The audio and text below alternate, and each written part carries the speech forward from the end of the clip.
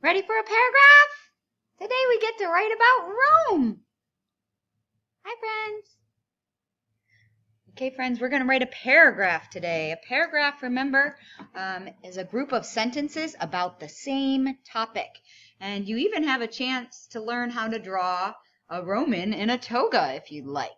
But let's right now focus on the writing. With a paragraph, remember we do a 2-finger indent to start the first sentence.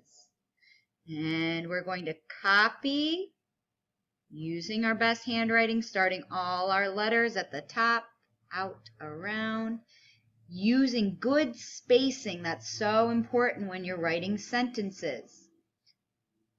So Rome is a city, space in Italy, and that's a capital because it's the name of a country. So it should get a capital just like your name gets a capital. Continue writing. It says, long ago the Romans wore togas. They spoke Latin in Rome. And when you're done writing, go ahead and read it to someone at home.